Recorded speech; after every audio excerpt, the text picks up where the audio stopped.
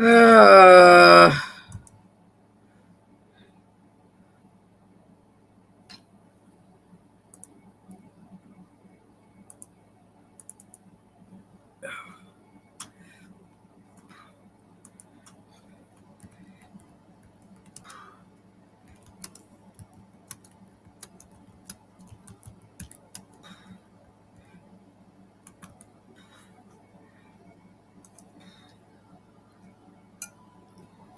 Whoa.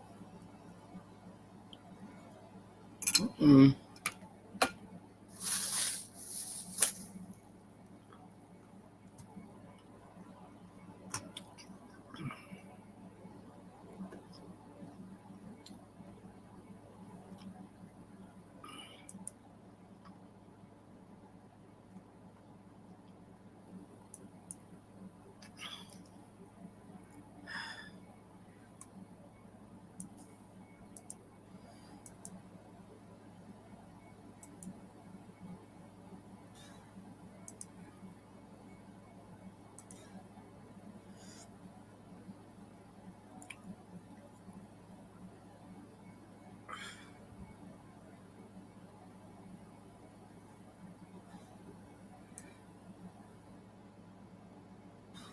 Whoa.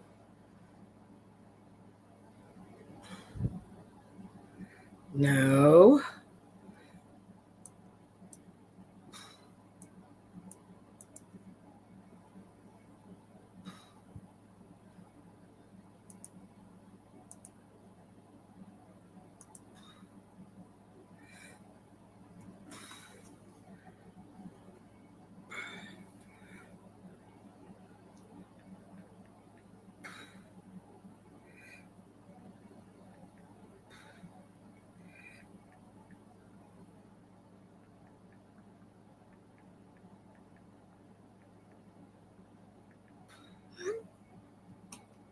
Yeah, there she is.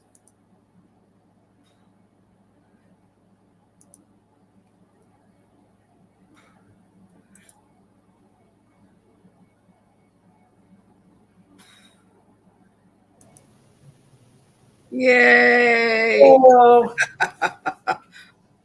Can you hear me? Yes, I think I that can we've hear you already, too. I think you've already got it on live. So Right, it's only you and I though. yeah. Good. So I'm just saying, I think everybody can hear us already. Oh, they can. I don't know Yeah. how Well, to. yeah, you must have pressed go live Okay, already. well, I hope you stay when I put the intro on. Should I mute us? I didn't invite anybody else on yet though, but you. So you're on. Thank God you're on. Oh, okay. Never did this before. Yeah, we're working on this together, guys. Yep. Yep. Okay, I'm gonna wait till 6 and start the intro.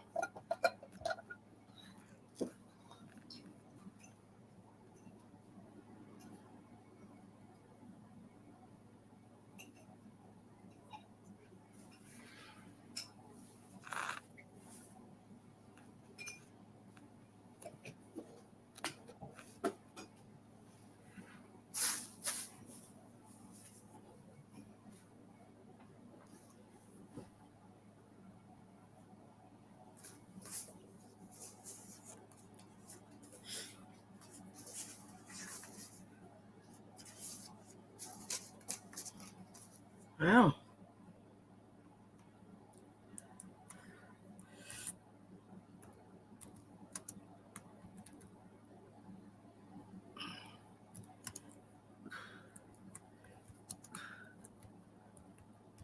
Alice. I'm just reading in the chats. Everybody can already see us, so we've already gone live. Well, I don't understand that, but This- okay.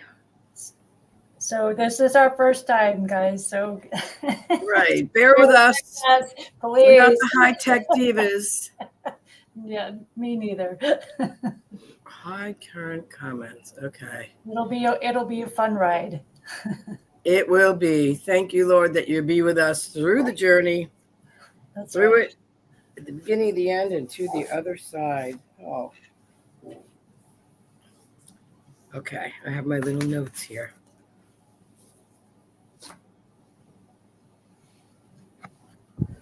I know that I have to stop myself and you before I show the video clip. So, can anyone, are people actually hearing us? I don't know. Yes, because you must have pressed the live button. There's a go live button. And what if I do end stream? That I don't know. Okay.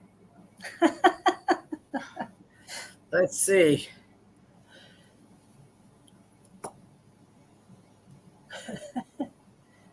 Okay. Well, if we are live, welcome. Janet and I are doing this in place of John Michael on Dream Live Dreams Decoded. Tonight, he's busy doing other business. So here we are. We invite the Spirit to lead, guide, and direct us through all of our technological needs, our sharing, our interpretation.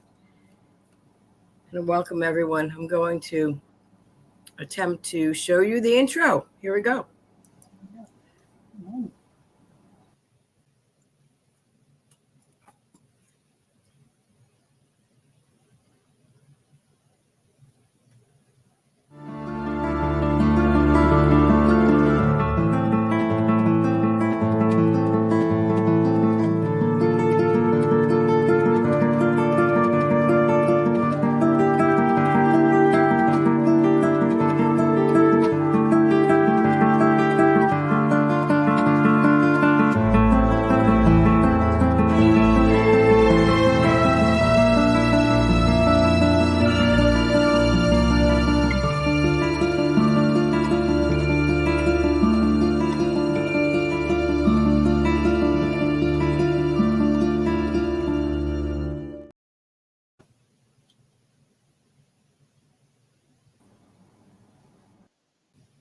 All right, we had Mady back for a minute.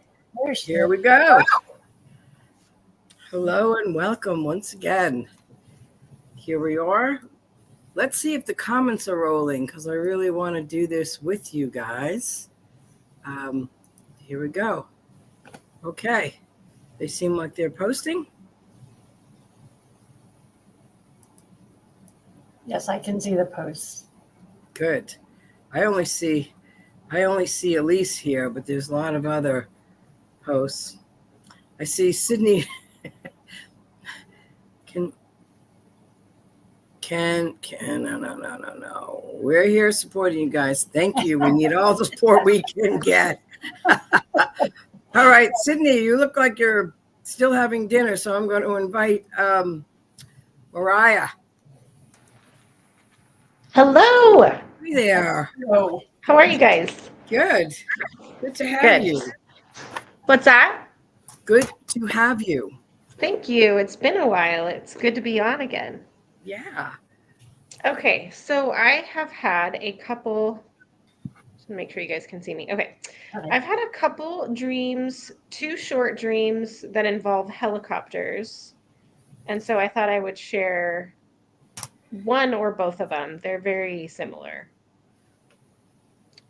Okay. So I will start with my most recent one, and then if you want me to share the first one. So whatever you feel led to, we're good. Okay. I think that I feel like they're connected in some way. So if I have time, I can share the second one. So I titled the dream "In the Midst of Helicopters." So I dreamt about me. So I was in my car in the midst of all these helicopters that were kind of like gathering in this lot or something. And I felt like I was in the way. So I decided I was trying to get out of their way. There was lots of helicopters, and they're like, as they were kind of rolling around and gathering, like their blades on top would kind of get close to my car, and I would fear that they were going to hit my car, but they didn't because the blades are much higher than my car. So it was as if they were being driven. They were not off the ground. They were all gathering. It seemed like what they were doing was important. I didn't want to hinder them or make anyone mad. And then I noted that I will say they didn't seem bothered by me. So that was the first dream. And Okay. that Are was they related, Mariah? that one was August 10th. Okay, before you go on to the second one, just for my clarification, Okay. you're in the midst of all these helicopters. The blades are overhead. They're low, but they're not touching your car, so you're not in the way. But are they Yes. hovering over your car? So I can see them gathering like beyond me in this like big area. It could have been, a parking lot or something, some sort of, Okay. lot. I can see them all gathering, and there's helicopters that are coming next to me that are headed towards this other group of Okay. helicopters. And I just feel like, I'm in the way or whatever. I need to get out of the way, and their blades are kind of, as they're driving around me or moving around me, their blades are, just coming close to me, and Whirly they didn't birds on your seem roof. they didn't seem bothered by me, and I mean, yeah. So But there was you- more. There were more going to meet the group that was in the parking lot area. Yes. But they were all up in the air still? No, they were all like driving. It was as if they were in the parking lot, and the helicopters were like moving. Were they As on if the ground or were the They helicopters? were on the ground. Yeah. Okay, They were great. all kind of gathering up on the ground in this i.e., parking lot. your driving word as opposed to flying. Okay. Yes. Yeah. So, Um and then and you felt like you needed to be out of the way, right? either I felt like I needed to be out of the way, or I was afraid they were going to hit me. Their blade could like hit my car. I think yes, I felt like I was in the way. Okay. Or I just remember I was trying to move my car. I was trying to get out of there, Okay. I guess. So you weren't feeling super comfortable about it. I wasn't like overly worried about it. It was just kind of a matter of fact kind of dream. It was Okay. matter of fact. They didn't seem bothered by me. It was just something that was happening, and I was there, and I was trying to maneuver my car, and I was trying to stay out of their way, Mm-hmm. Okay. Okay. Yep. Do you want to go ahead and share? Do you think the other one's related? Do you want to go ahead and share the other one, or? Yeah, so this one was back in April, and you can tell me if you think they're related. Okay. It's kind of the same theme. So this one was very short as well. I was driving a helicopter. It was more on a street, like next to a sidewalk. I was driving a helicopter. It was not off the ground. It was in the city. That was it, actually. Yeah, so I was Short and just sweet. driving, and it was not off the ground. You were driving a helicopter in a city, literally driving it. It was not off the ground. It was not off the ground, yeah. But was it moving or was I think it was moving, yeah. moving? Okay. So it wasn't stationary.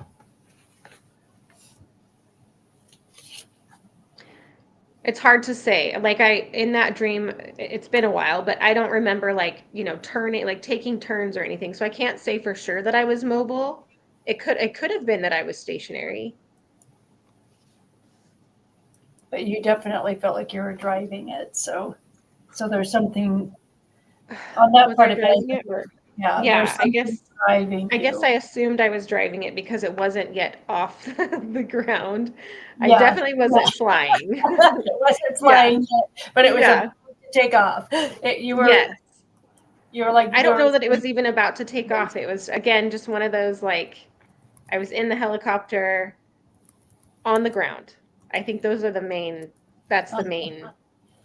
point there is I was Okay. not off the ground, but I was in this helicopter in the, the driving seat. Okay. Mady, did you have anything you wanted to share? Well, honestly, I'm semi-distracted trying to get the comments up here, but the only thing I quickly heard was getting ready to go up higher,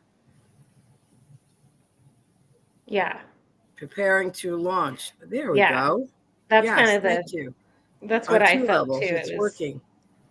with the first one, I felt like it was like, oh, you're not yet off the ground, but you're, I'm in the helicopter. So something that's getting ready to take off, but it hasn't launched yet. But that second dream where they were all gathering, like that one I'm a little confused about because I wasn't even in a helicopter. They were gathering and I felt like I was in the way. Mhm. I was trying I to get wonder out of if their you way. already landed there, because the first group, there was a bunch of them in the parking lot, and they were driving around. Then near your car, there were some that were, what's the word, landing, de-escalating, coming down to the ground, positioning. Great, thank you, Jetta. And then in the second dream, you were driving as if you maybe had already been positioned. God wanting Yeah, to so give the confusing thing is the way I told the dreams. The first dream that I shared with you guys was my most recent one. And the second dream was my first dream, if that makes sense. Right. The Yeah. second dream I told you was back in April. So the okay. one where I was in the helicopter was back in April, and then my most recent helicopter dream was the one where they were gathering in a parking lot. And I'm not sure that they were flying. I don't know that they had landed. It was just they were also on the ground. Right. But again, could have been like a prepare to launch kind of thing. Mm-hmm. So they're reverse. Oh, go ahead, Mady. I just was saying it was reversed. The dream, the second dream was the first dream. First, you were driving on the ground in a helicopter. Yes. The second Right. dream where you were in the midst of helicopters, Yes. and you were in your car, and there were other helicopters close to, but almost they were preparing to land. Yes. Right. Well, in the first one, what's interesting about helicopters too is, because in the first one especially, you're by yourself, so there's not anyone else in the helicopter with you, and helicopters don't hold very many people normally. You know that it's a smaller vehicle, it's a smaller vessel that only holds a certain number of people. It's not like an airplane that can hold, lots and lots of people. So in Yeah. the April dream, I definitely heard that, you're in a position, and I think someone else said that in the comments, but you're in a position that you're actually in the driver's seat, right? So you're in a place of where you're beginning to launch, but you haven't quite gotten there because you haven't lifted up into the air. So it's almost like you're in a place of being prepared for something. So I feel like the Lord is telling you, He's trying to prepare you for something, but maybe Okay. you're not quite right there. And what it is, I don't know. That's something that you'd probably have to press into, but there's something there that He's preparing you for, but you haven't quite. It hasn't quite got off the ground yet. Okay. Yeah. So back in April, I was preparing so I just started nursing school. I'm in my second week right now. Woo-hoo! I know what that's like. Yeah, yeah. Buckle your seatbelt. It was rough, right? Oh my gosh. The first week was crazy. Yeah, so anyway, I don't know if it has to do with that. Yeah, and it could very well have, everything to do with that, especially if that is, that was a big thing happening in your life at that time. So it's interesting. So have you started nursing? Or are you still in school?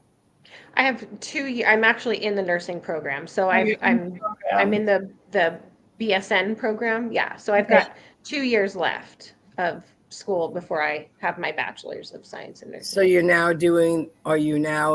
you finished all your cores basically, and you're now in 100% nursing, and you'll do clinical rotations. Yes. Woohoo. Okay. And it's pharmacology and pathophysiology and all those fun classes. Well, that's a blessing. Yeah. That's wonderful. Yeah. We need godly people in the service. Yes. Yeah. So, but it did seem like in that first dream that you were talking about, which is actually your second dream, so you're driving, so you're driven. I kept hearing that you're driven, but you're amongst all these other helicopters, which could be people that you're either training with, or maybe people that you feel like have more expertise than you, because they're actually meeting together, preparing to fly. So I just got this sense, like, you felt like you're in the way.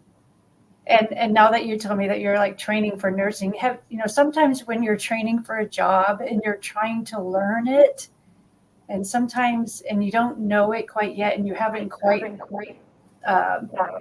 grasped Grasped it. everything yet. Yeah. It just feels like sometimes you do feel like you're just in the way, because you're not an expertise at it yet. You don't have the skill sets that other people do.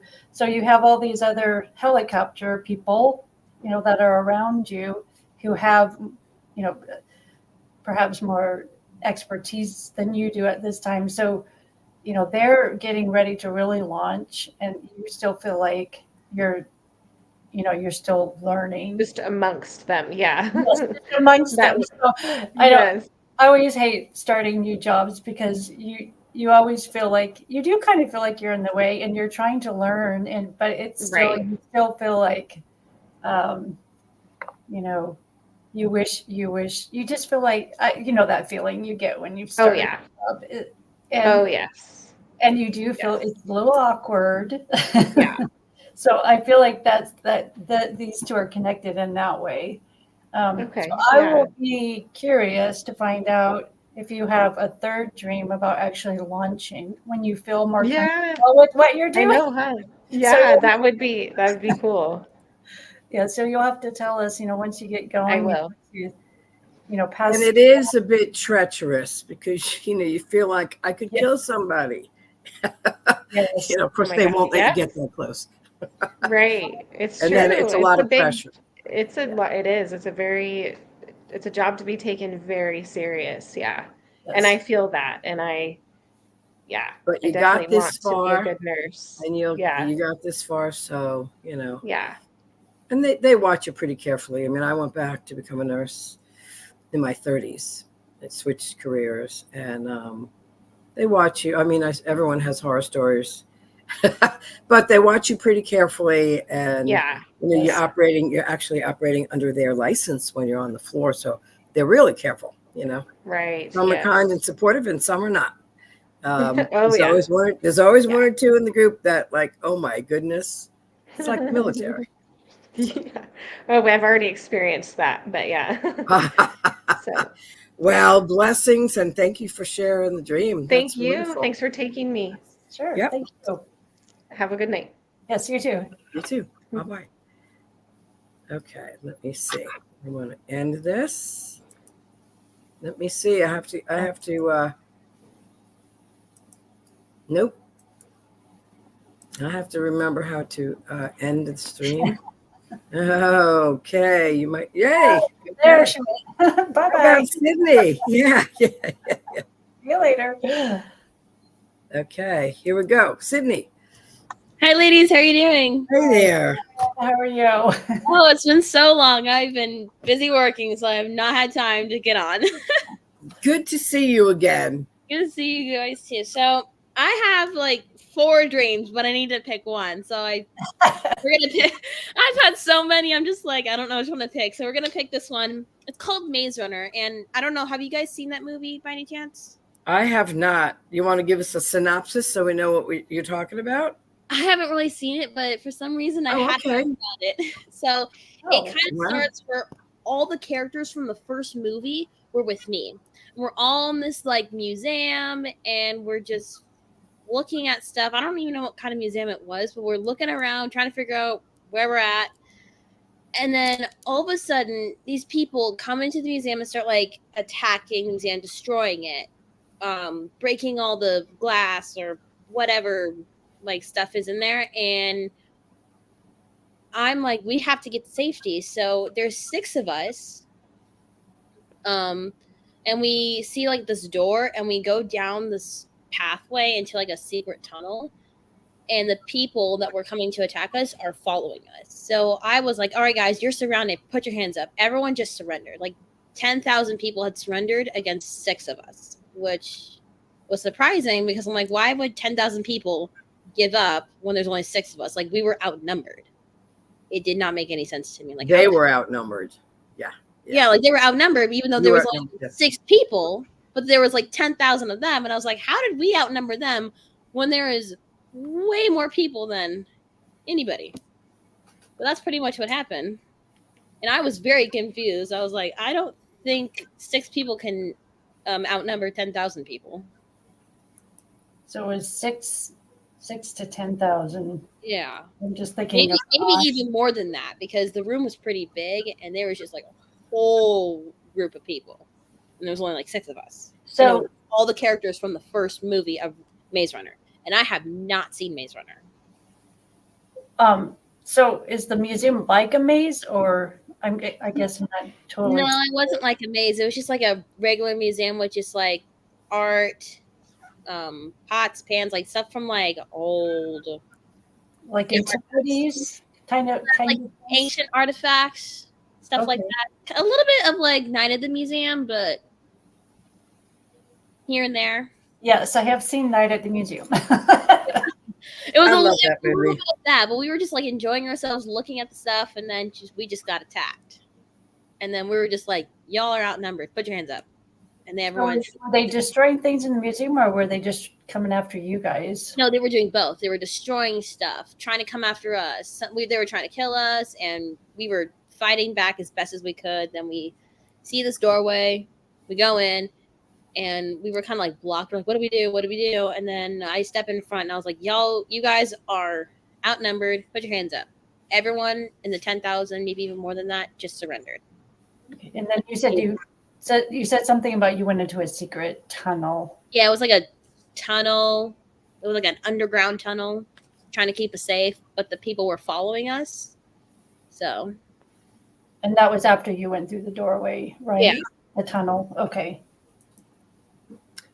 But what happened after that? It just ended when your 10,000 put the group up? Yeah, everyone just dropped their weapons. They put their hands up, like they just gave up. And we were just standing there shocked. And then the dream just stopped. I guess I'm confused about who dropped their weapons. You guys are the ones who are pursuing you. The 10,000 people. The people that were after us, they dropped their weapons first. Okay. I like it. Someone wrote 1,000 will fall at your side and 10,000 at your right hand. I'm assuming that's from a verse. Yes. Yes. Yes. Okay. I like that a lot. And there's a lot of that very similar to that. I wonder if them putting their hands up wasn't you instructing them inadvertently to worship, because it ended when the 10,000 lifted their hands. No, it was more like just like they were just like, we just give up. We give up. We're outnumbered. And they just dropped their weapons and put their hands up. Yeah, they did surrender. Gideon. Yep. Well, I find it interesting that you were in a museum, first of all, where there was like artifacts, antiquities, and I'm in my mind, I'm picturing like a lot of historical artifacts. So I keep hearing history, like history's being, they're trying to destroy our history. And when you said museum, I immediately pictured all the Smithsonian's in Washington, D.C. Have you ever been to the Smithsonian's there? Yeah. And they're all, there's a lot of different ones, but, most of them carry some kind of American antiquities or some kind of art or just a lot of historical artifacts. So I just kept hearing that this group of people is trying to destroy our history. Like they're actively going in and trying to destroy our history. And I would even go as far to say is to try to change our history by destroying our history. So if you can't see it and you can't go to a museum and be able to see what has actually happened, then you're most likely a generation will forget what actually happened. So I just keep seeing like they're trying to destroy that. And if you can destroy the history, then most of the time, if you're a bad person or if you have an agenda, they will try to rewrite the history, right? And make it what they want it to be. So that's what I keep hearing as far as the museum. So they're trying to destroy history and rewrite it. But what's interesting, I think you being the six, like you're the ones who are willing, the small, the few, the remnant who are willing to stand up to them. And really being empowered by the Lord to stand up to them and say, that's not right. You can't rewrite our history because we as a nation need to know who we are. So I feel like the Lord's empowering people, and to stand up to, and the odds are huge, right? So that it seems like just a few of us are standing up to a lot of people that are very powerful, but the Lord, I think the Lord is really saying to you and probably to all of us in this dream, like I'm empowering you guys to stand up so that you don't forget who you are, not only as a nation, but as a people. So as a people under God, really. So, so when you walk into this doorway, you go into a tunnel, and you kind of felt protected there. So I feel like the Lord said, I'm going to protect you in this endeavor. You're not alone. I will be with you and I will empower you to do this. Yeah, because this generation is just so messed up. Yeah, and I feel like messed up. I taught history. Everyone's generation's just messed up. I taught history for a short time, and I feel like, we had to spend a lot of time on the Constitution. Now that was almost 30 years ago when I taught history. And I feel like most kids nowadays aren't being taught government or civics or, about the Constitution. I would venture to guess that most of them don't even really know what the Constitution says, which is sad. I wish it wasn't that way, but it seems like they spend a lot of time on other things that maybe aren't quite as important because that's the foundation of our nation, right? So unfortunately, our education system has definitely let kids down. So, how can you know when the Constitution's being violated if you don't even know what it says? Yeah. So I feel like your generation has not been taught properly. So oh, that's for sure. Unfortunate. Yeah. So yeah, and they were smashing the glass on the history, almost like I got the sense of the glass ceiling, and so much of that revisionist history. I mean, you don't even know what what's right and what's wrong anymore in terms of what really happened, because they've been indoctrinating us for so long, and we didn't know that until recently. So, cool dream. Does some of that or any of that resonate with you? I would say it does, but I never thought it was about this generation. I just thought something was going to happen, but I didn't know if it was going to be about me or this entire world. But I guess it's about pretty much all of us, about this generation, right? Trying to fix at what is broken. Yeah. So yeah, right. Well, the new era, I think the ecclesia is going to do that. As we wake up and stand up and act out in a good way. Yeah. Because I'm who knows what 2025 is going to bring us? Right. Well, you're the generation, I really believe, that's going to change things around, because you're going to demand better. You're going to demand more. Yeah. More justice. Right. More freedom. Can I ask how old are you? Do you mind? I'm 20. I was born in 2004. 2004. I just feel like that's great. No, I'm just kidding. I'm not that old. Listen, there's plenty of people who were born way before you who are just as screwed up historically and every other way. So we speak for any generation on the earth right now. We've all been bamboozled and we bought it for a long time. Yeah. Well, especially those who graduated in 2020, 2021. Oh, That's a generation that I feel like is going to, because they realize that they were lied to, especially during COVID. There's like 2005, which people who were born in 2005, they're turning 19 this year. You got 2006 and 7. And you lost how many years of school, right? I lost about a year and a half because I was in COVID my junior year, and then I got pulled out of school. Went back I homeschooled for my junior year. Then I moved here and I did a senior year in Prosper.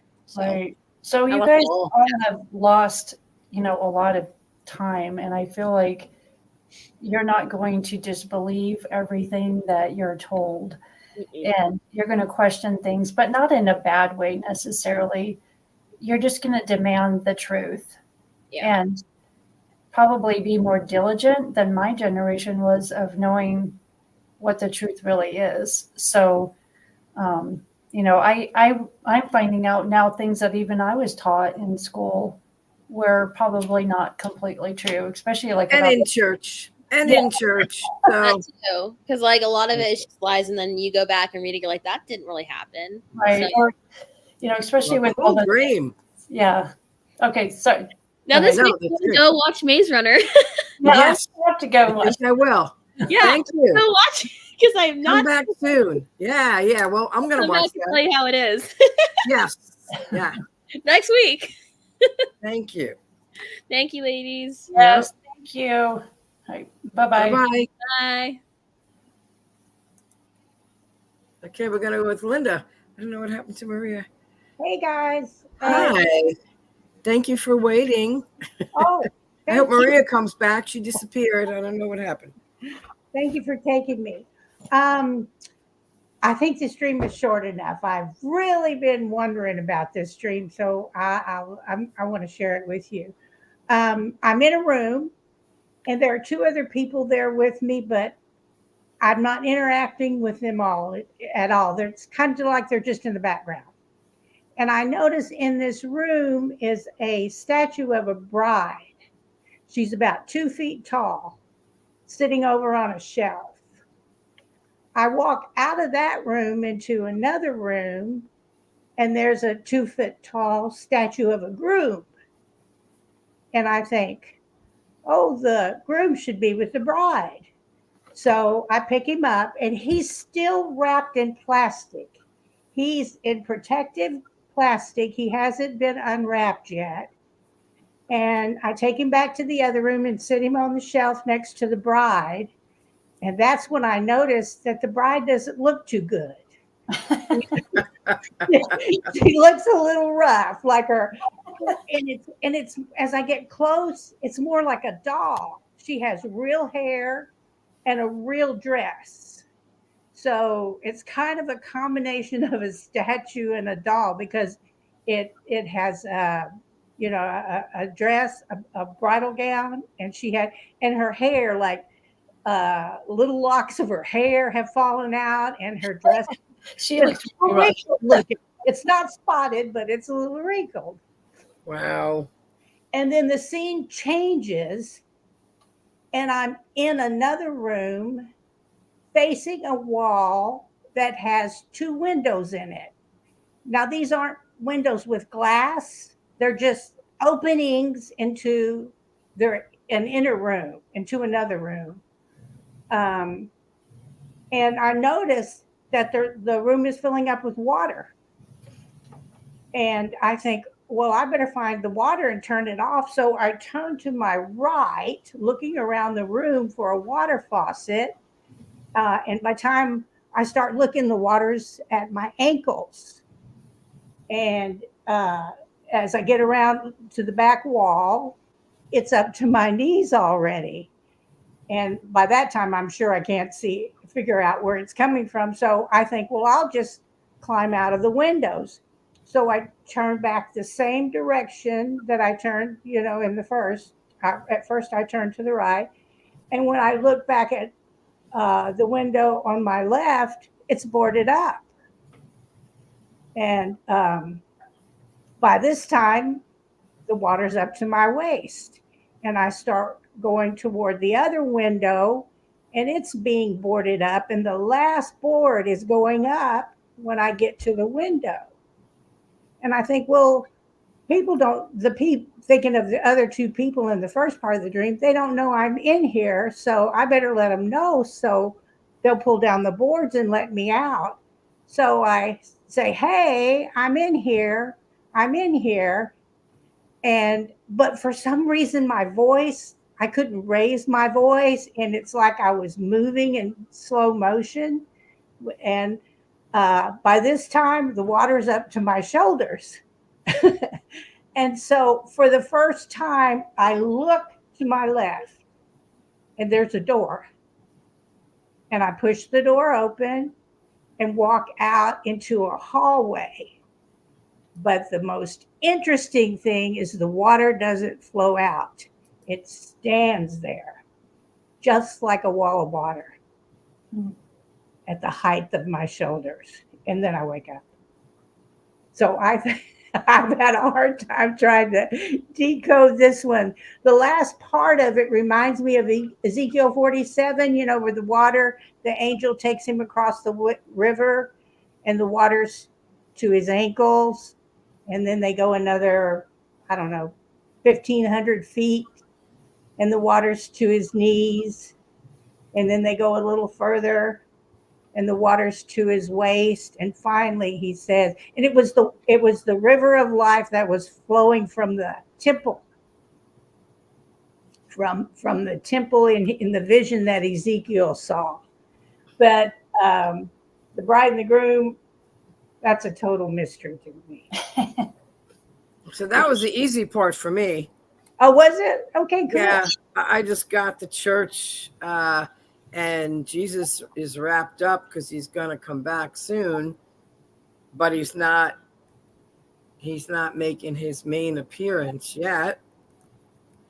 And you go back and you look at the doll, which is that statue and doll, there's not much life in it. So it's kind of the state of the church. That's what came to mind. I still have to play around with the water. I instantly thought of the spirit, but that's what I thought, because my thoughts about Ezekiel, and that was exactly what was happening in the 47th chapter of Ezekiel as he was crossing this river. And it was a river of life. Wherever the river flowed, it actually flowed in his vision, it flowed from the temple to the Dead Sea, and it brought the Dead Sea to life. And fish began to thrive in there, and there were trees up and down both sides of the river. What do you think, Janet? The windows, the water kept the Spirit of God. If that was the water, first it was at your ankles, then it was at your knees. It was definitely climbing, getting more prolific as you're standing in that other room, in the third room. Yeah. Oh, it was, the third room. There you go. And I know you guys always say hallways are transition. And when I opened the door, I went into a hallway. I didn't walk into that room. I just appeared in that room. Right. Well, what I found kind of interesting is there was a 222. There was a 2-foot statue, a 2-foot groom, and then there was 2 windows. Oh, yeah. And now I can't remember the name of the verse. I have to apologize. But the 222, so very often can represent like the Lord speaking to you, and like in prophetic types of ways, seeing visions, that sort of thing. So it's interesting that you saw this doll, which I definitely heard what, Mady was saying. Like that's the church. That's the bride. And it's pretty banged up. It's pretty beat up. It's wrinkled. It's just not in a good place. It's in a, like you said, I think you said it was in a rough place. It's not in a good place. And then you have this other statue, which is definitely representing Jesus as the groom, wrapped up in plastic. So it's almost as if no one's even bothered to take the plastic off of them. It's like they want to just look at it, but they don't want to actually approach it and use the power that the Lord is trying to provide. Through the Holy Spirit, we are given the power to do what He purposes us to do. And it's almost like we would rather just look at it rather than take the plastic off. You can't play with a doll or any kind of anything unless you take the plastic off first. Like it's just on display. That's kind of the feeling I got. So, and I feel like you were pretty disturbed by that. So, and then you go into another room and you see two windows. And I did hear like the seeing gifts, or like being able to see out, to see. And then what's interesting though, and surprising, was that they were boarded up.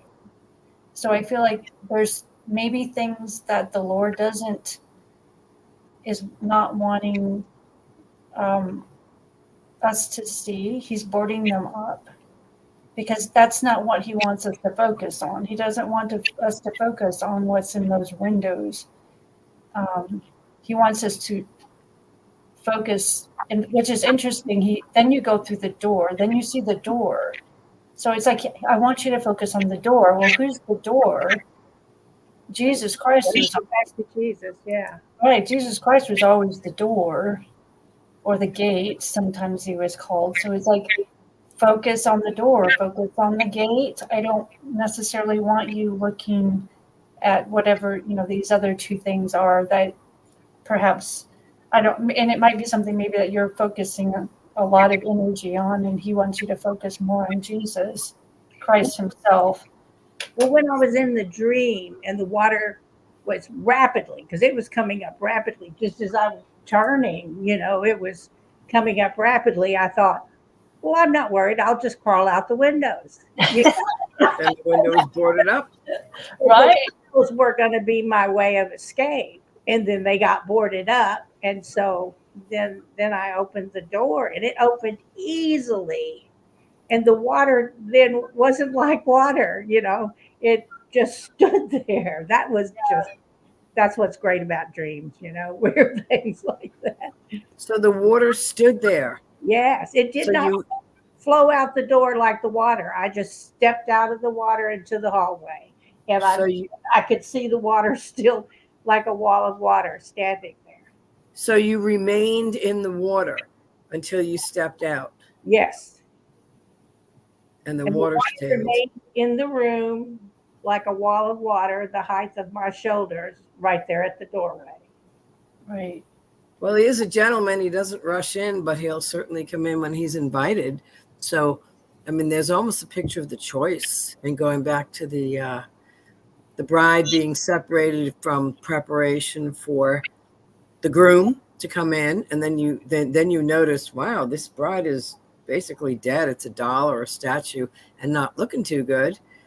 And then you enter, and then the Spirit, it's almost like the need for the Spirit to imbue life into the church. And there's a choice here.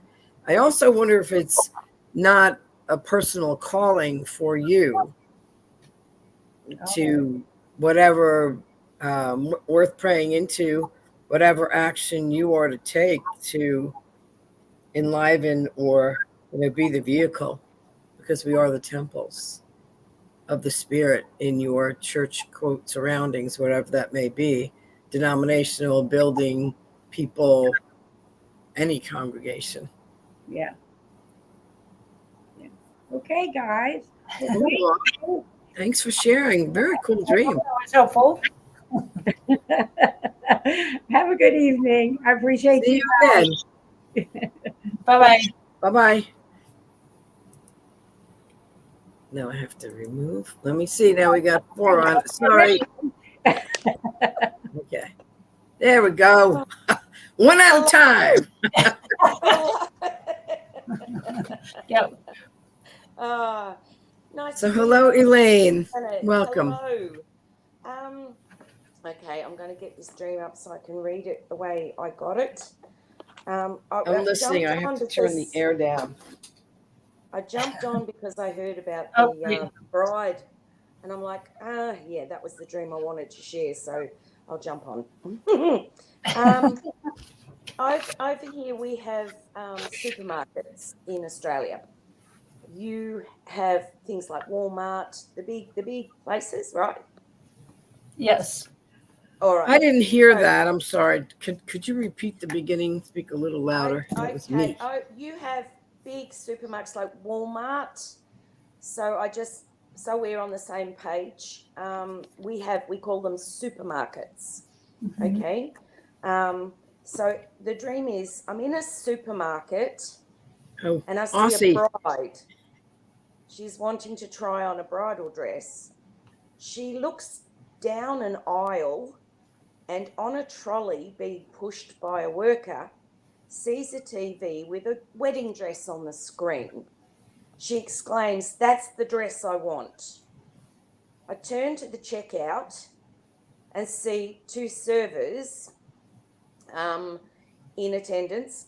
One's tallying up items, looks up and says, "Sorry, I won't be too long. The receipt is already 2 to 3 meters long." And she kept on scanning in more and more items. I was intrigued as I was waking up from the dream as to why the receipt was so long. I woke up. Okay, I got to recap that Yep. for myself. So you're in a supermarket and you see you look down an aisle and you see a worker and there's a wedding dress. And who wants the wedding dress? Were you with someone in the supermarket? Yeah, there was a bride. I'm watching a bride. Yep. So the bride sees the wedding dress and she's like, "That's it. That's my dress." Yep. And then you guys move towards the checkout and there are 2 servers.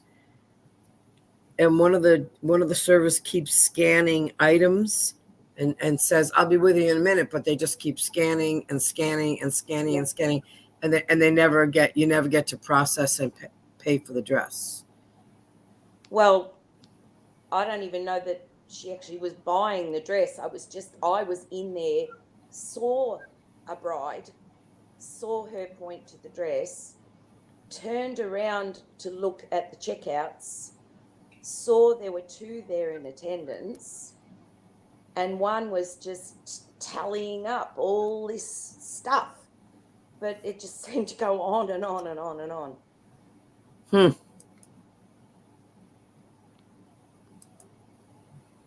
I don't know.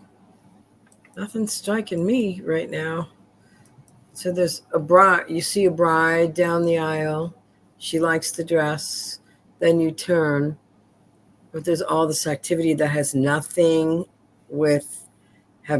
to do with the wedding dress or the marriage of the bride to Christ, church and Christ. Yep. So did she actually see the dress or did she just see it on the TV? She saw it on the television. That was being pushed on the cart. Oh, it was a vision of the dress. Right.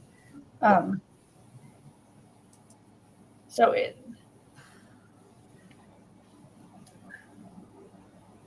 Okay. Yeah, that's a good question. Yeah, I don't know whose stuff it was that was being tallied up either. Yeah. So this is what I couldn't understand about the dream. It's like, but when I woke up, I wasn't even focused on the bridal dress, because to me, bride means the church. I get that too, but and I'm thinking, is she getting ready? Okay, she's going to purchase a dress.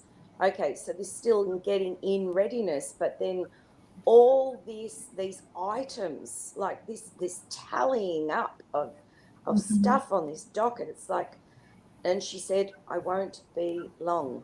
And yet the tally was long. The attendee said I won't be long. Yeah. The server who is scanning, i.e., taking account of, judging Yep. many, many things, and it seems to be unending. But the server is almost apologetically saying or warning, I won't be too long. I won't be long. Yeah. And the bride, the image of the bridal gown was simply on the TV. Yes. It's kind of an unreal, what do you call it, projection. It's not, there wasn't a bride walking through the store. It seems like, I don't know. I keep hearing the word like the consumer church for the beginning part of it. So, I mean, because it's the bride and she's looking at it, she's seeing this, what she thinks she wants for her wedding on TV, which, I mean, there are a lot of services on TV, but there's almost this element in the church right now that it's kind of more of a place that people go to almost for entertainment than to actually be worshiping. So there's this level of consumerism going on, you know, that they want it to be a certain way because, like, I'm buying this product, right? So I want it to be a certain way. And if it's not the way that they want it to be, then they're usually not satisfied with the church. So there's this level of consumerism going on in our churches. I mean, not all of them, obviously. So that's kind of what I heard for the beginning part. You know, especially since you're in a supermarket, which, you know, I always think of consumerism when it comes to being in a market. So it's like the consumer church. They just want to take. And then you have this attendee like tallying up, which I kept hearing the tally man, which, you know, they would actually take account of how many people, you know, were in households, the tally man, and then for the sake of taxes and things like that. So I'm trying to figure out how that relates, but you have this whole idea of like they're buying and buying and buying, and he's tallying and tallying and tallying, and yet the bride doesn't seem interested in that part of it. I'm trying to put this all together. I don't know if you can help me out, Mady, with that. This one got me a little stumped.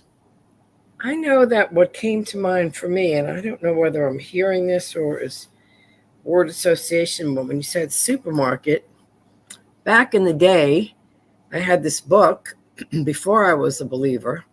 I was on my New Age journey, meditation, levitation, working on Wall Street and looking.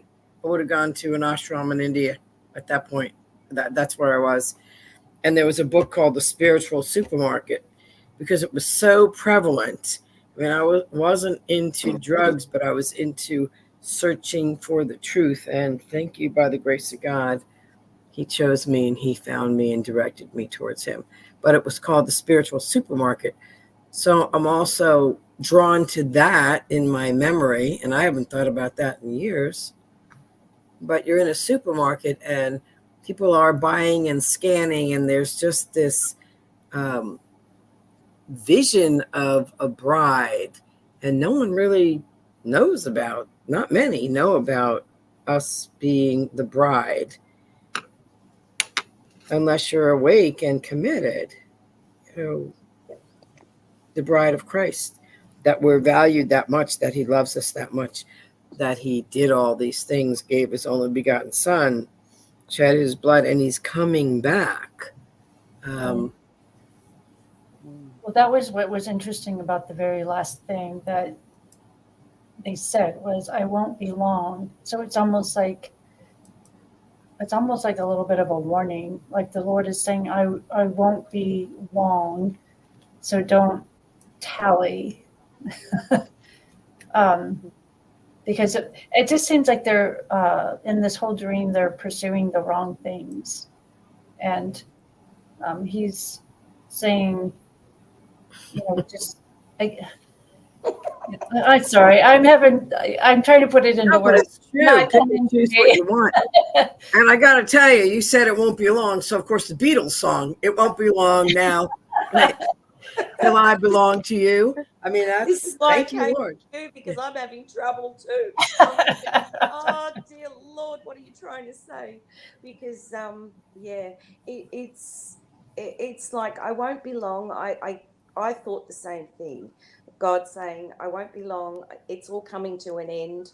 The tally's been, it's been, because that was what I was focused on. It wasn't even so much the bride or the dress. Right. I thought, yep, she's going in, she's going to get ready, decked out, fantastic. But at the end, it was about the receipt. And I'm like, what is that? The receipt. Maybe counting the cost. I don't know. Yeah, I was just kind of thinking of that, just the cost, counting the cost, or I know a lot are making a lot of decisions at the moment to go all out for Jesus. Our church had a big awakening through what we went through. And I mean, I've always been sold out, but it's the church as a whole really, really needs to get real with God. Right. Look what Ruth says. He's given the last call through the prophet, so the church needs to wake up. Yeah. And that whole idea with the dress being, just advertised, but not viable, not tangible. Yeah. Well, and the whole idea, like the whole idea of the Lord's keeping accounts too, so there's a little bit of, I don't want to get all fire and brimstone, but he is keeping an account, and we all have to be stand before him and be accountable for what we did or did not do. So I feel like he's out saying, like, eventually you got to pay the piper here. Like, eventually I'm going to tally all this up, and you will be judged, which for good or bad, right? So, and he goes, and that when he says, "I won't be long," is like, in his point of view, what how long is not, for us it might be a long time, but for him it might be, it's just 1,000 years is like a day, and a day is like 1,000 years. So he's keeping accounts, and we have to be accountable in the end too. We have to pay it. Eventually we have to be accountable for what we did or did not do. So if that makes sense. What did you come up with, Elaine? Because you've been through it. You're one of us. We know you've been through that. Well, that was the whole thing, the tally thing that got me at the end. It's like, so saying, I won't be long, but the tally thing was, because there was one line that was black that I saw on that piece of, as it was coming through. It's like, there's a line. So as it was tallying through and rolling up, I thought, wow, 2 to 3 meters? That it seemed quite a while. Are we in the last very, very moments of time? Right. Is that what he's on about? But anyway. I do like what Don said, that Jesus paid the price, though. So, if you have put your faith in him, he's paid that price for you. So, 100%. which is totally interesting, since he's the one at the cash register, right? Mm. That attendee is at the cash register. Yep. Amen. Not long now, guys. Nope. I'll have to press into this one some more. I don't feel like Indeed. I nailed it exactly, but Mm. It would be nice. you'll have to ask for another dream for clarification. Right. I had another dream, but one at a time. Yes. But, Okay. I know it's coming. I know Yes, it's next week. Well, listen, if there's not a lot of people in the back, hop on again and, we'll see what happens. okay. Yep. Okay. Thank you. Okay. Thank you. God bless. Bye. Bye-bye. We are at the halfway mark. It's halftime. So I just wanted to remind everybody that the last official sim of 2024 happens in September, which we are rapidly approaching. Hard to believe Labor Day is on the 3rd. I think orientation is on don't quote me, the 16th. Yes, it is the day after my birthday. And then the first class is the following week. You can go on spiritualintel.com or dreamlifedecoded.com and click on the links. It'll show you how to register. We do have payment plans, and pray about it and see if the Lord is leading you to join his servants in this illustrious group of analysts who serve the Lord. Okay, I'm going to go to Mary Susan. Hi. Hello. So Hello. I just had this dream this afternoon. And I don't want to be this big. Can't hear you that well. Uh-oh. Yeah, that's better. Is Okay. that better? A little better. Yep. Okay. So I just had this dream this afternoon. I was in a house that was supposed to be my house, but it's not my actual house. And I realized what day it was, and that I was supposed to have an appointment. Our pastor was supposed to come over. I can hardly hear you. I don't mean to interrupt, but I heard that you're in a house. Yeah. Why is I hear a bit of an echo too. Let's see. Speak now and let's see if we can hear you better. Can you hear me okay? Very slightly. How about you, Janet? Is it me in the air conditioning here? I can hear you, but you're really soft. Do Yeah. you want me to go out and come back? Or maybe on my phone? Or move closer to the mic, maybe? Okay. Does this help any? A little better. At least we can hear you. Okay. So I was in my house. I remembered that I was supposed to have an appointment that day for my pastor to come and meet with me and my husband. And he was supposed to be coming over at 7 o'clock.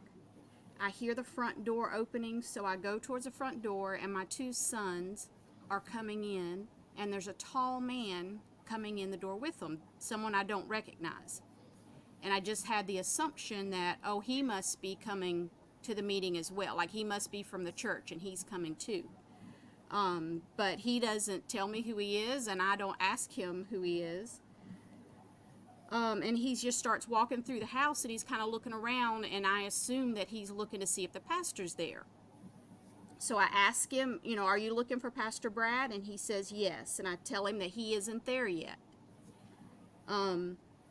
So then I remember that I didn't remind my husband that morning that we have this meeting, so he's not home. So I get my phone to start calling him, and when I'm looking on my screen for the contact icon for my husband, it's not there anymore.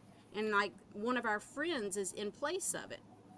And so I'm, scrolling to all the different pages on the phone. Maybe it moved, like kind of like, how do I find the phone number, and then it hits me like, his phone number, just dial it. So I dial the number and I call him, and, he lets me know he's working. He's like, there's no way I'm going to get there. So then the other man is still kind of just like walking around because he's waiting for the pastor to come. I think he might have been trying to call the pastor to see what's going on, because at this point, like, it is 7 and the pastor's not there, and I found out my husband's not going to come. So I look out a window into the backyard, which is like lower down than the house, and I see this snake-like creature. It's really long, and it's three colors. It's silver, blue, and red, and it's like in like 1.5 foot long segments. So a 1.5 foot of it is shiny silver, like its head was shiny silver, and then the next segment would be red, and the next segment blue.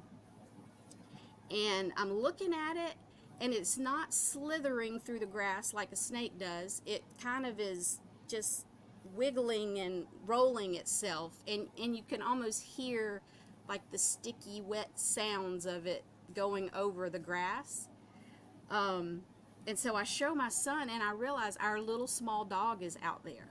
So my son, I tell him, go get her. Well, when he opens the door, he has to crawl down a ladder that's just on the side of the house to get down there. So he crawls down the ladder. He goes over to get the dog. At that point, the snake-like creature is near them, but it doesn't seem like interested in them. It just trying to keep going wherever it was going. So he gets the dog, he comes back up. But about that same time, I realized that the creature now is up on arms like this. It has 4 arms, front and back, like a lizard that can crawl. And then the next thing is that I realized that there's a window that I haven't closed, and I closed the window, and that was the end of the dream.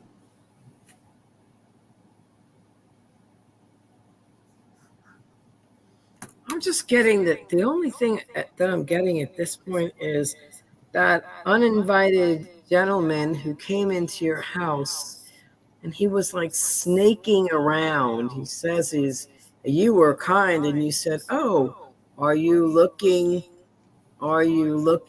for the preacher Brad?" So this guy says yes. It wasn't an open-ended question. And then you see this snake-like creature. It's really not quite a snake because he doesn't know how to move like a snake. And then he's standing later on. So I'm kind of focusing on that presence, that man who came in uninvited, and your husband and your pastor were not there to cover you. Right. Your husband was busy working, and the pastor hadn't shown up yet, and it was past time. Well, it's also interesting that man came in with your 2 sons, correct? So I feel like it has something to do with your sons as well. Something perhaps that they're connected with or influenced by, or something of that nature. Like I'm just assuming that it's something that's okay and allowing it in, not asking the right questions. Right. Yeah, there's definitely something that's, I like what Jade said, that has infiltrated. I feel like it's infiltrated. Yeah, that's a great one. Yeah, that's a great word for it. I was trying to think of the right word, but there's definitely something that's infiltrated into your house, perhaps through your sons, or something that has influenced your sons, that has entered into your house. And it's obviously not a good thing. Let's see. Because I'm even looking at the colors. It was silver, blue, and red, right? Right. How old are your kids? Are they 17 and 9? And okay. 17-year-old like that went down to get the dog for me. Wow, look at that. Legs added onto the serpent, evolution of progression of advancement against your family. Yeah, that part of it was super interesting to me too. Which it did evolve, didn't it? So it makes you think, is it some type of evolution that's influencing them? Do they go to public school? Yes. Okay. So it makes me wonder if it's something that they're not being taught at school, whether it be evolution or something Mm. of that nature. Because that, you know how it evolved, and then I can't quite figure out what the colors mean, but I feel like they're significant. If we had more time to dig into it, we could probably figure out what the colors even represent. But there's definitely something that's entering. And what's interesting though, at the end, which is probably the AI for you, is that you close the window. So I feel like the Lord is saying, I want you to close this window. Like I'm giving you the authority to do so. And whether it begins with just speaking with your sons about it, but also taking the authority over whatever spirit that is that's entering, if that makes sense. Yeah. Yeah. That all, as we're going through it, I can see all that. And yeah. And your sons had to climb down. This Yeah. is definitely something from below, you know, underneath the darker side. And they went out to protect the dog. And then the snake starts to stand up, and then you shut the door. What also comes to mind is that scripture, not a technician of, you know, you have to take authority and clean it out. And if you don't seal that, they can come back 7 times greater. Right. So that's interesting that maybe part of the AI also is to get it, like with the intercession, to get the head of the household and the head of the local body. Yeah, and you were calling on him, but he didn't show yet. And instead, you just thought in politeness, oh, he has someone with him, and this guy showed up first. And that could easily be a detour. Yeah. Especially with the guys he's kind of snaking around your house. Like, who skulks around a house when they're uninvited and no one's saying, hey, come on in, well, you were kind and polite and you assumed that he was part of the invited party, but he wasn't. And then your husband working, and forget, not being told. Let me see what other people have to say. Political red and blue, they say something shiny. Are your kids interested in the governmental scene at all? Not really interested. My little 9-year-old spits out everything that Yeah. I tell him, but Yeah, 9. But both the husband and the pastor were not present. Yep. Something that doesn't look threatening to your son is looking for a way in. That's a great one. Salamander. I don't like any of those creepy crawly things. Even the blue ones. They had them in Tennessee. The blue things that, it was outside, but I'm like, no, thank you. No, thanks. So yeah, I hope that's that good. was somewhat helpful. Yeah, I feel What like is Matthew 12, 44, and 45? Anyone have a handle on that?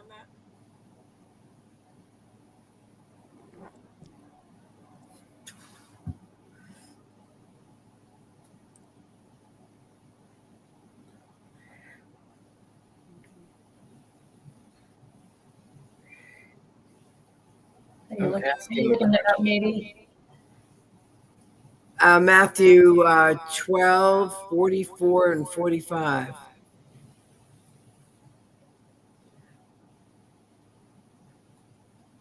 Oh, it's the one you were talking about, matey. Then it says, I'll return to the person I came from. So it returns and finds its former home swept empty and in order. Then the spirit finds 7 other spirits more evil than itself, and they all enter the person and live there. And that person is worse off than before.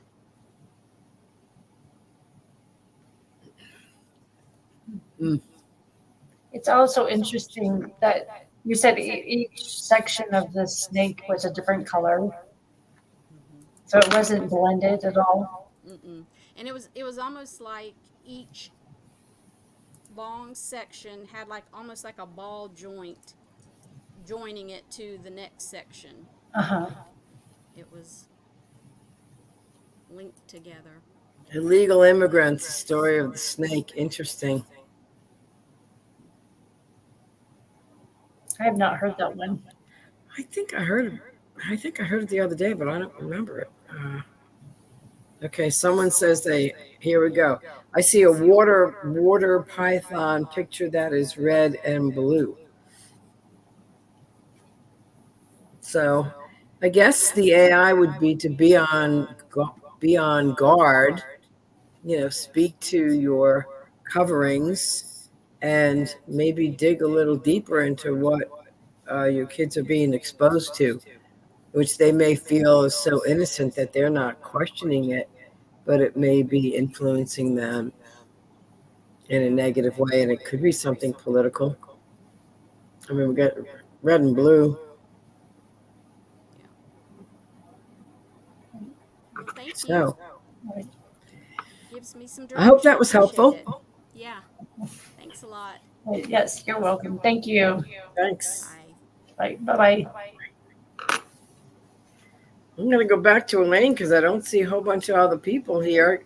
It could be my inability to post, lack of posting skills. Let's see. Oh, here's another one before. What's the appointed time both leaders were not available or they were committed to be? Or were they, or where they committed to be? Yeah, except for in the husband's defense. He wasn't aware of the meeting, but the pastor certainly was. Yeah. Anyway, take two, and I'll see if I can repost the link. Must be me because usually there's more people, and I'm like, okay, how do I repost StreamYard link? Okay. The dream that I just shared with you before, this dream was one that I had before that. It's okay. All this month, I'm getting these dreams. So I'm up the street in our main street of our town in a shop, and I'm making I've prepared a table to have people come and join.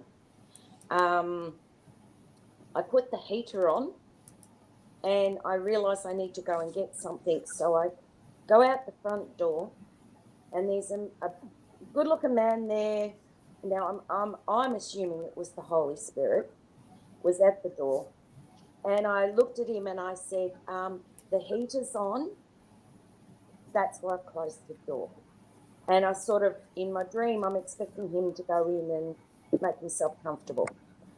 Then I look out across the car park, across past where there's an oval field and toilets and all sorts of stuff in the car park here in Monbulk. And I look past it and I see in the distance like ocean, just water. And now we're in the hills, so for me to see ocean in the distance, it was very surprising. And then out of the water was this massive fountain, just started to bubble up, and then all of a sudden it became a massive wave, and I heard tsunami. Turned around to see where I could go to get to higher ground and woke up. So I have to recap that. You were setting the table. You put a heater there to warm the place up. You went to the front door. There was a good-looking guy at the door. Then you looked over the car park, or what we would probably call the driveway, and in the distance you saw the ocean. Yeah. And then the ocean rose up like a tsunami wave, and you started to bubble up like a fountain to begin with, but then it became a wave. Okay. Was it ominous? Was you feeling ominous? No. The great shaking is not going to bother you. No. Well, what did you get? Did you have any sense, Elaine? Well, I didn't know I was preparing a table in the main street. So obviously, maybe trying to get more people to come to the table through the town. That was the Mhm. only thing I could think of, because I don't actually own a shop in the main street or have anything to do much up there except to go and buy stuff. Um, but I do know a lot of people in the town, so my heart is for this place. But yeah, I recognised the person at the door. I really had a sense of it was the Holy Spirit there at the door, and it's like everything's ready, but just make yourself at home and make sure you keep the warmth in the place. And then I thought that possibly, oh my goodness, yeah, all right. I thought that possibly the the ocean was a sign of God's glory bubbling up and then tsunami coming over. So it's just going to hit us. That's what I thought. So I could be wrong, but that's what I got out of the dream. I got the heater as you were preparing a table, a comfortable place for people to feast, be fed, enjoy the good things of God and the good things of life. And then there is it's a pretty positive dream. Then there's this nice looking guy at the door. And then in the distance, you see almost an ocean of a swell of interested people, a time of increase. It bubbles up little by little, and then it comes into a tsunami or a tidal wave of God's goodness. And since you know him, who knows what the shaking is going to consist of. But you're grounded and you're anchored, and there's a door, and you've opened your door for healing, heating, comfort. Yeah. So I wonder if it's a personal dream about where the Lord is preparing you to be once things bubble over up out of your driveway. It's not contained within your household, but your wherever you are, whether it's a marketplace or you said you don't own a shop, but this may be your sanctuary for people. Right. Yeah, maybe. I don't know. What about you, Janet? Anything? Really similar to what you're saying, Mady, because that welling up, I definitely was brought about by the Holy Spirit, because you see the Holy Spirit, and then you see the ocean begin to well up. So I kept hearing it's about people. It's about a coming revival that's just going to start bubbling up and become like this tsunami of a revival throughout the land. But what's interesting is, so I'm kind of reversing it. So what brings about you even opening the door? What brings about this revival? Because I kept hearing, so you're in the main street, you're in the public, like a public place, a public square. And you're preparing a table for people, which I kept hearing hospitality,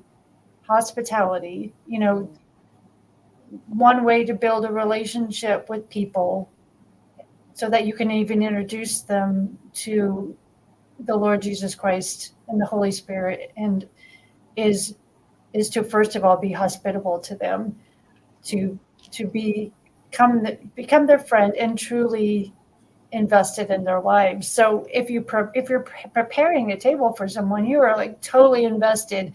You want to feed them. You want to make them feel comfortable. You want them to feel welcome. And, like Mady said earlier, you even have a heater there because you don't want them to be cold. You're trying to make this an inviting, hospitable place. And then that's when you see the Holy Spirit. It's almost like the whole idea of hospitable and the Good Samaritan. It always makes me think of the Good Samaritan. Like, he helped a total stranger And not only did he help them, he went above and beyond to help this person. And so that's what I keep hearing. Like the revival begins like in every one of us in our neighborhood, because it's being hospitable to the people that are on our main street, that are in our lives, that are in our neighborhoods. That's where it will begin. It's like a grassroots, that's where the revival begins, because it's about relationship, and it's about it being able to invest in people's life enough that they are willing to even hear the message, to hear the gospel message. So, and from that comes this, that's where the revival begins. That's how it increases. And that's Holy Spirit generated. We have a part in it, but it's the power of the Holy Spirit that causes this huge tsunami. So that's what I kind of heard. So, as far as AI, I think, and this is for all of us really, it's like, look around you, look in your hometown where you are right now on your main street, and just being hospitable to people. I think that's the beginning of, of all this revival that we're talking about begins with that, building relationships. So, so I think it's just looking around you in your own neighborhood, and looking like, how can I be hospitable to people around me? How can I even introduce them to who God is? So, what comes to mind, this bubbled up. I don't know where this is from. It may be an old, but let there be peace on earth and let it begin with me. What is that? Is that an old folk Catholic worship song or whatever it is? It may not even be. It might be like a hippy dippy hug a tree, whatever folk song. But here's the deal, people. We can't get the peace without the Spirit of God. So try all you want. Ban the bomb. It's not happening until you connect with him. Yeah. But that came to mind as you were, people commenting. Yeah. And a few people. That's where it was interesting to have that dream, but then to have the other one about being in the supermarket. Yeah. What's going on? Put those together and I'm going, what is going on? Gotcha. Yeah. So I'm trying to link up all my dreams to see how all of this is connected. Because there is something going on, and we're actually seeing prodigals coming home in the church, and it's so exciting. I can't wait. I'm waiting for mine. I want to encourage you, Maddie. Maybe they're coming back. He promised he's not a man that he should lie, so I'm banking on the Father. But thank you for sharing twice. It's great to see you again. Love the Aussie accent, and we'll see you again soon. Yeah, thank you. All right. Bye-bye. Bye. There we go. Hello. Hey there. Hi. Pam, who's in AIM, and I'm so happy to hear that. Oh, I'm definitely in AIM. Well, I know you were debating at one point, and I was hoping that you would follow through, because I think you really are gifted. So thank you. I'm trying. It's very challenging. Yeah, we've all been there, done that. Yeah. Okay, this dream, I'm sorry. I've looked for it again. I don't know where it is. I've been looking through everything. I had it many months ago. I'm January. I don't know. Just have no idea. I'm trying to find it to the best of your ability. Okay. Ask the Lord to bring it back to memory. Okay. Well, this particular scene is the one scene that really stuck with me. I mean, when you think about, the Lord troubles you with dreams, this one was like, whoa. So anyways, mine is a beach also in this scene. And I'm sitting on the beach facing the water. And to my right in the sand are 4 items lined up. And they're I can't see what they are, but the fourth one's a plastic turquoise cup that I often use at the pool. And I see the water. I look up again. Oh, and there's people dotted around the beach. So I don't know, 20 plus, I have no idea, 10, but they're just dotted. Nobody's real close to me, but we're all over. And I look again and I can't see the water because now a wave is coming, just like the last stream, but it's not water. It's sand. It's a sand wave. And it's now blocked the view of the water. Wow. And it's rising and it's coming inland. And it doesn't like cover me or anything like that. I do see my cup disappear. Those things get covered over.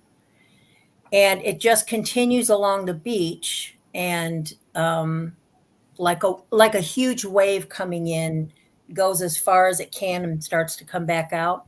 So I turn around and I look to my rear right, and I can see the last of the wave in the distance. And it's like it goes right up to this house, but it stops. And the very end of when the wave, have you ever seen how water can kind of sparkle and jump a little bit? It's like gets foamy and okay. I kind of see it do that visually in the distance. So I know it's reached its limit. And I know it's now going to reverse and go the other direction. So I know to get up, and my son is off. There's somebody off to my left, maybe 20 feet away, that in the dream is my son. I never see him. I don't know if I call him by name. And it could just be a generational reference, or David is his name, and David means beloved. So it maybe could reference the church. So I don't know. But I say, grab your things and brace yourself. And I turn, and my back is to the water now. And it's like I'm preparing for this sand wave to return to the ocean. And it hits with a frontal wind so hard that I'm leaning 45 degrees into it, just as hard as I can keep my ground, resisting this wind. And that's when I wake up. Wow.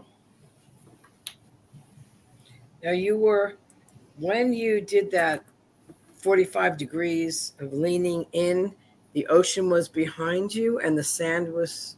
No, the sand, the wave had reached its limits way behind me. Okay. And then I turned around to face that. So my back was to where the water would be. Okay. Not that I saw water, but wherever the ocean would be, or the Gulf, I would have my back to it. So that I was facing the wave as it started to come back. Does that make sense? The wave of sand, or the wave of sand? The wave of sand. The Sand wave of sand storm. covered the whole beach, went up past and behind me. And that's when I stood up and said, get your stuff, brace yourself. I turn around, and that's when I leaned forward 45 degrees because the wind is hitting me so strong. Okay. And I'm glad I didn't fall, but that's as far as it goes. I like the 45. I wonder if that has anything to do with maybe. 45. Didn't even think of 45 that. and the sand storm. Yeah. I don't know. I got to contemplate that for a minute, Lord.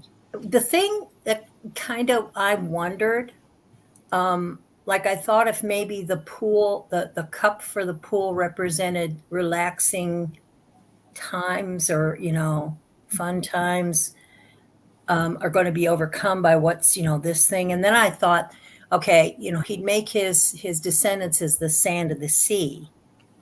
And I kept thinking about that. And I thought, could this have anything to do with an influx of migrants, or an influx of people from the Middle East or whatever, and coming in, and then as they leave the country, the tide changes, so to speak. It reverses, and it's totally different, and maybe difficult to stand through. I don't know, but I know lately, you know, there just so many things are coming to a head, and I'm hearing some other dreams lately that said brace yourself, and then she brought up Dana about Coverstone, right? Brace yourself. Yeah.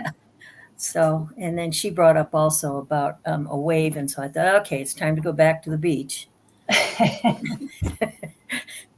Now that's interesting of what Dawn is saying, that when 45 would be able to send them back, like the ebb and flow of intrusion. And it's I'm wondering what you thought of, or what prompted you to say foreigners or immigrants when you thought of sand. Because it talks about your descendants will be as the sand of the sea. Well, they were Abraham's descendants. They would all be of Middle Eastern descent, but we have had an influx, like a huge wave of people come in through our southern border. Yes. And I mean, our beach that I would have been on in this dream is kind of more southwest. So that coming from that direction would be the border, maybe, the southwest area of the country.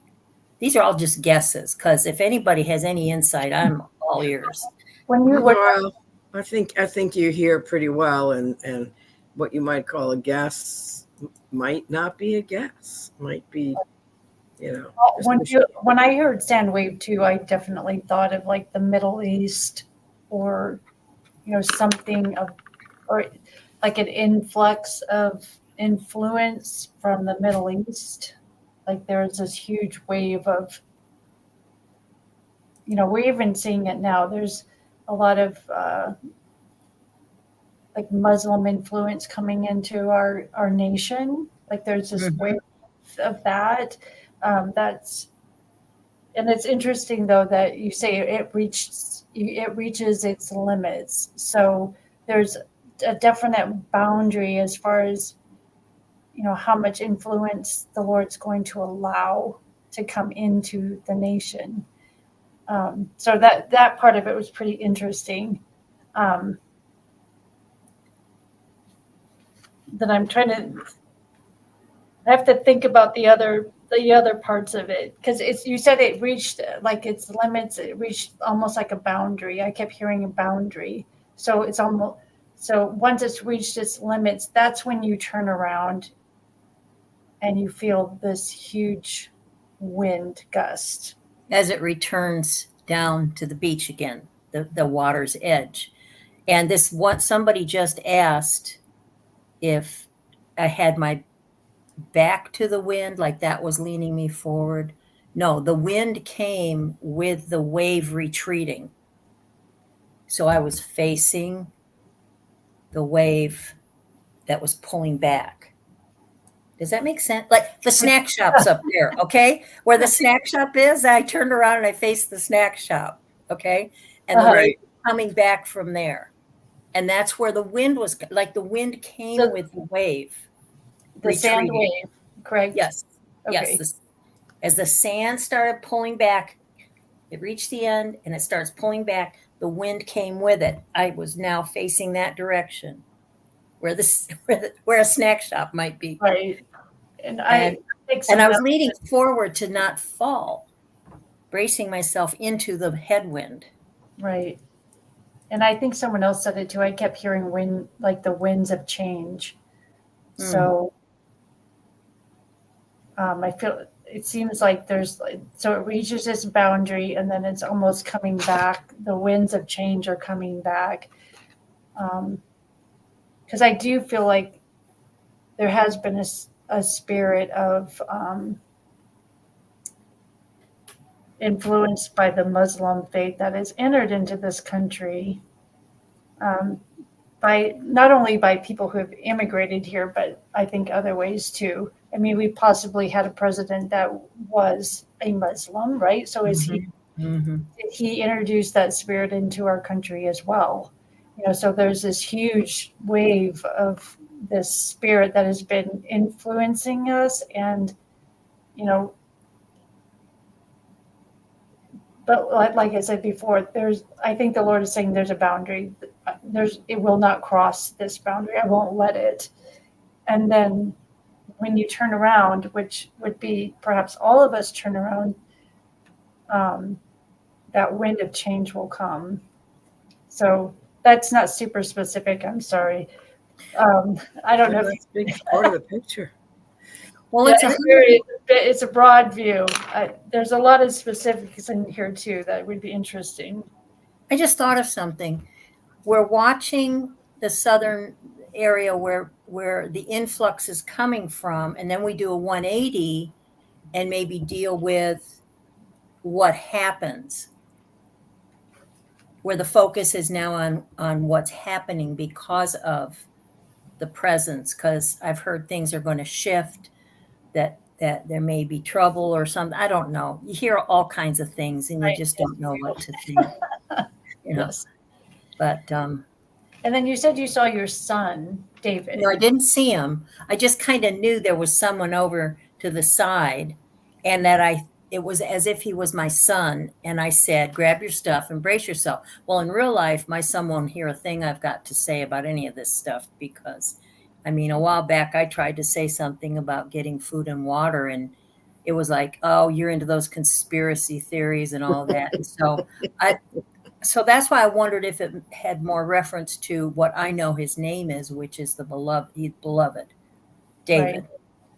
Well, it's interesting. I think Julie Green said it, that she compared, or I shouldn't say compared, she has heard the Lord speak of Trump as his David. And, that also goes to the 45. So that's what I'm wondering, if there's a political nature to this dream as far as with Trump as well. Like, and then I like what. Go ahead. No, I was just noticing what Ash said. Yes. I missed The deportation. Let me see if I can put that up again. one. It was saying, could that be the deportation that the Trump wind. has promised? Yeah. The wind. Here we go. Yeah. And sand is gritty. Sand is not fun to get in your face, having lived at the beach. Yeah. You get sand everywhere, and there's certain places you do not want sand, and it can be sandpaper-ish and gritty. And I picked up on the turquoise blue cup that you use to put something in your pool. Pool. It's just a cup I use to drink out of at the pool. Okay, so it's turquoise, but it's a cup that you put beverages in, and and you were thinking that may have been the end of more relaxing times, or a break from relaxing times to a time of shaking and storms, and then it recedes, and you're braced, because you're braced against the truth. You're braced in him. You're Psalm 91 all over the place, because you got the Spirit of God in you. So braced against the 45-degree angle, who is God's Cyrus, and who he's promised, or the prophets have spoken, that he will be replaced, rightfully replaced. And then David, if David got covered with sand like a lot of our kids and a lot of our family has, that hasn't awoken yet, it will be our standing and our time to comfort them when things recede and they get shaken. Something else I heard lately is that, and one of the prophets, I think, said it, was that in his first term, President Trump was a Cyrus, but this time he's going to be a David, which I thought was interesting, that it would be like a slight shift in anointing. I did hear that from somebody. I don't know if it's Barry Wunsch, but great dream. I'm going to try to get Sue in here before we have to close up shop, but to be continued. I love that. Really glad to see you. Thanks. Good to see you. Yeah. Bye. Bye. There's Sue. Hi. Hello there. How are you? Good. Let's see. I'm trying to. There we go. Now there's three of us. Getting better. You're doing great, lady. Thanks. Okay. So I actually just had this dream this morning. Haven't really had time to think about it or pray into it or anything, but hopefully it's an okay dream to share. I'm not sure. Anyway, so we had all the granddaughters. We have 3, and then we have a great niece, and they're all ages between 11 and 9-ish. No. Yeah. 10. Double digits. Okay, yes. 11, 9, and 10. And then anyway, they're all just standing around and they're talking. We're celebrating a birthday for one of them, I believe. And we end up talking about dyeing their hair. And I don't think we ended up dyeing their hair, but we were talking about it. And so they left, and it was just me and my husband, and we are, I'm talking about dyeing my hair.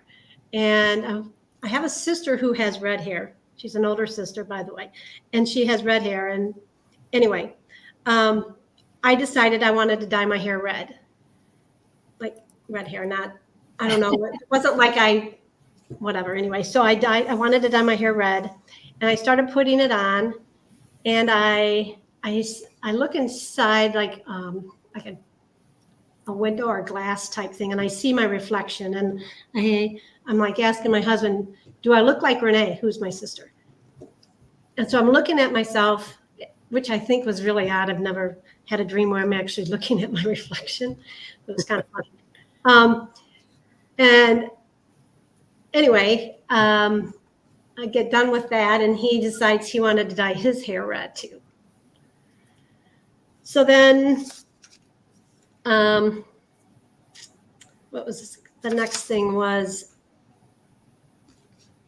oh, now it's different. I'm seeing different, I guess. I'm not sure what happened. All of a sudden, I'm like getting ready to go meet Hank Kunneman. I think I was going to have an interview or something with him or whatever. Anyways, and I see his name on like a plate, like a nameplate or something. It could have been even like on the bottom of like a screen. But anyway, I see Hank Kunneman, and then I realize I'm meeting him. And then I wake up. Okay. So you realize you're gonna be meeting Hank Kunneman. Okay. Yep. So the recap, in the dream, you're with your 3 granddaughters and Yes. your sister? So no, my sister wasn't with us. I was just letting you know she has red hair. Okay. And then you decided, so it's something generational because you have granddaughters with the generations of the women, elite generations in your family, and dyeing your hair, changing your thoughts to, and then your husband joins you, right? What is your, I mean, is there something specific about your sister Renee or very obviously different than you, other than the color of red hair? Do you have a different take on things? So a little bit. She like listens to me. Okay. About what's going on, but she likes to listen to Fox News. So there you go. She likes, oh, okay. Okay. Fox What News. did you say? She likes Fox News. Fox Yes, News. she likes Fox News. So I can only get so far with her. Right. Okay. That's where she is right now in her journey. Yeah. Yeah, definitely a change of mindset. And who said that? It's Monica. Changing the mindset when I thought about coloring your hair, and then your husband changes his too. Like, because he wants to dye his hair. Did his hair? I think he was just saying, "Oh, I want to change. I want to dye my hair too." He didn't. I don't think we went to the. Like I remember doing like dyeing my hair, which I never did my hair myself, but I actually looked in my reflection and could see that I, had done something to my hair. So you definitely made that step and you changed your hair color. So you changed your mindset right. in And the dream. I'm kind of joking around, and I'm like, do I look like, my sister? Because Right, she's right. And the red hair thing kind of made me a little nervous because I'm not sure about that. Right, right. Other than my sister's a sweet person and she's got red hair. Yeah. But it's interesting that so it's a change of mindset. And then your husband is thinking, yeah, I could go along with that. Whether he Right. did it or not, he's in agreement with you over Right. whatever that red change is. Yes. I don't know what the change, but the idea, I get generational on the women's side. Your husband goes along with it. You do change your mind about something. And you're aware of it. You are viewing yourself in the mirror, which most of us at this point don't really love to do. We do it because we have to. Is my makeup on straight? I was just like in the dream. I'm like, I can actually see myself in the dream. It was just weird Yeah, because that's pretty cool. I've never looked in the mirror before in a dream, Yeah, and to see my reflection. It wasn't a mirror, like I said. It was kind of like a glass reflection. So you can see but it's not super clear if you're looking in Correct. glass. I mean, that is correct. That's correct. Right. Right. Well, I do know this, and I think someone else put it in the chat over there. Renee does mean rebirth or born again, which is, so it's like you change your mindset and it's as if you're born again, or you have a rebirth. So maybe even a rebirth of thoughts or the way you look at things, rebirth of like a worldview, perhaps. I've had this view for quite a few years now. And she has, I mean, we were raised in a Christian home, so I don't know. And it might not have anything to do with my sister. Nope. But I did say, do I look like Renee? So maybe it does have to do. I don't know. Red Sea, all of one mindset. I don't know about financial difficulty. Somebody came up with that. Let's see. How about coming together, like what is happening with the party, and like what Kim Clement prophesied, and they shall be one, but under God, not under a political party. I kept hearing like red as in a political red. You're painting yourself red so you're identifying yourself with perhaps the red political party, which would obviously be the Republican Party. Right. On your head, like I'm red trying hats. to figure out how it all ties together, though. That's what I'm kind of mulling and Right. And then the Hank Kuhneman thing. Interviewing. Yeah. Hank Kuhneman, great. Yeah, with his prophetic words, and he's just amazing the way he ties in the prophecies and the current of what's going on, like with Return of the Gods and every book that he's written. He's just amazing to hear. Right. How he puts A and B together, like, whoa. Yeah, and it's interesting. You said, but okay, so that it's becoming one under God and not under a political party. Were you super, because it doesn't seem like you were super comfortable with the red hair. In the dream, were you comfortable with it, or did it remind you of your sister? Because you just said your sister watches Fox News, so she's kind of still in that, like it's a political mindset almost. Like everything's either about Democrats or Republicans, when we know that it's more of a spiritual. There's a spiritual battle going on here, and it's not really about political parties at all. So, you're painting yourself red, but I don't know. I got the sense that you didn't feel totally comfortable with it because it reminded you of your sister. So, well, actually, she will insist she's not a Republican. She's more independent. So I don't know about the whole political. It could just be about, this whole mindset that people think it's, the Democrats are the bad guys and the Republicans are the good guys, or vice versa. when really it's not about the political parties at all. This is a Right. spiritual battle going on, and I agree. there's I- good and bad in both parties, really. Right. You know, you might agree with one a party's platform more than the other, but really it's not about the parties at all. You know, it's about what's happening spiritually in this country. So, because I get for the beginning part, I also got generational as well. So this is something because it's like a celebration for the generations. This changing mindset, like let's get away from just focusing on political parties because that's not what it's really about. Let's look at the spiritual part of what's happening here. And you want this to be something that all the generations are looking at it from this point of view, you know, not a political point of view, if that makes sense. So there's this desire to just look at what's happening in a totally different light than what a lot of what Fox News, like it's all about politics, right? It's either when it's so much more than that. So Right.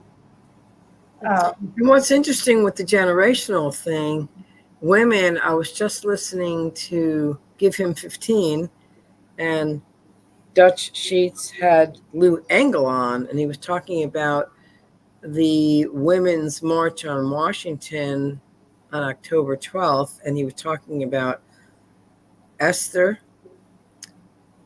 how powerful she was, but she was named after the goddess, Ashtar, and how God used her. She was careful with her relationships, and the whole idea of women coming into their own in the church. And I guess they're doing a big march in Washington on October 12th. Actually, that's funny you bring that up. We're planning on going. Wow. Okay. Thank you, Lord. Yeah. So, I mean, I had Lou Engle in my dream. Actually. Wow. And I didn't put it together until I was watching him on Elijah's dream. And that's a whole nother story. But yeah. Anyway, there's some connections there. So that's wonderful. Yeah, I was like, okay, God, I think you're telling me something here. So right. Now, is Hank Kudeman going to be there? That's a good question. That's what I want to know. Wow. Would that be something? That would. He'd be fun to That hear. would be something. Thank you for that, Sue. That was cool. We don't have all the answers, but we got a few more pieces of the puzzle. Yeah. And all right. Well, good. Well, thank you. Coming on. I think we're just about out of time, and we're going to say goodnight and see you again. All right. Thank you very much. God bless you. Bye. Bye-bye. Bye. Well, awesome job there, Mady, for your first time. Thank you. So I need to take us off so that I can play the extra, Nope, I got to remember. Okay, there we go.